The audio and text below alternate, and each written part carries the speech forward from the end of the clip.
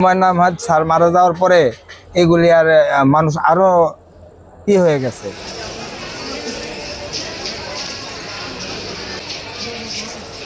কি অবস্থা, mask, bag, এখানে শুধু বই ছিল আগে, বই, পত্রিকা, ভ্যানিটি ব্যাগ পর্যন্ত রাখতেছে। মাস্ক, তো বই নাই, সব হলো মোবাইলের ফাংশন।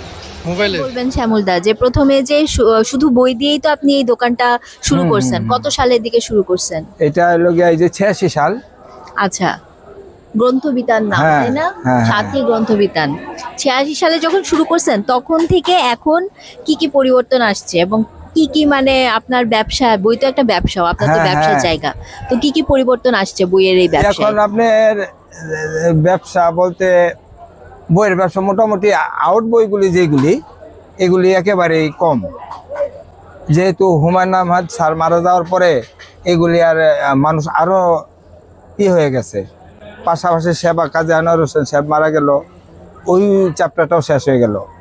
হ্যাঁ, সব কিছু মিলে মনে করো যে একটা বইয়ের প্রতি মানুষের না, আর এখন মানুষ মোবাইলের প্রতি ইনপুট, মোবাইলই মানুষের সব কিছুই করে।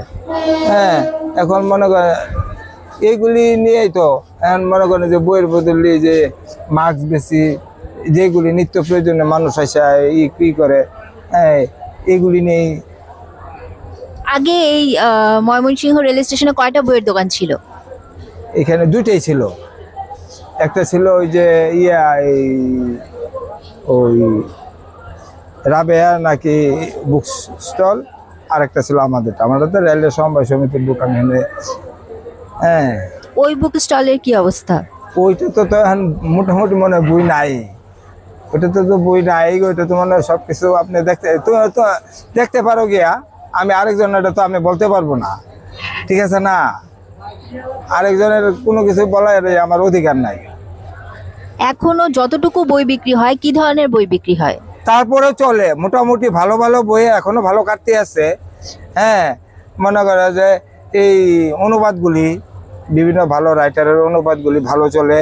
হ্যাঁ, কিছু কিছু এই ভালো ভালো ম্যাগাজিন আছে। হ্যাঁ, এগুলি এখনো মোটামুটি টুকটাক চলে আর কি। হ্যাঁ, কিন্তু এই ওই কিন্তু বই কম, পেপার টেপার এগুলি অনেক অনেক কম, অনেক কম, যেটা মানে এই ভাবাও যায় না যে আমরা পেপার দিয়ে 400-500 টাকা কামায় নিব, এরকম ধরনের কোনো নাই। জাস্ট ব্যস্ত নিয়ে বসে থাকি, 200-400 টাকা বিক্রি করি। হ্যাঁ, কোনোদিন ভালো বেচা কিনে হইলে 400-500 টাকা বেচা হয় পেপার। আর নাহলে তো যে মাস্ক বা এই যে বিভিন্ন এই মানি ব্যাগ, ওই যে এইগুলি। তাহলে ধরেন এখন বইয়ের দোকান যদি চালাইতে হয়, তাহলে আপনার কি মনে হয় যে কি হলে ভালো হয়, বা কি ধরনের বই আসলে বা কিভাবে আসলে বইয়ের দোকান বাঁচানো যায়? আসলে বইগুলি এখন মনে করেন যারা বই পড়ে, হ্যাঁ মোবাইলে, তারা কিন্তু মোবাইলে পিডিএফ বাই করে বই পড়ে। আমরা যে আগের যে কাস্টমারগুলি ছিল বিভিন্নভাবে যে আসে, হঠাৎ আসলে পরে তাদেরকে জিজ্ঞাসা করি কি এই বই পাখি নেন, পিডিএফ পড়ে ফেলাই। হ্যাঁ, কিন্তু সবাই পড়ে না।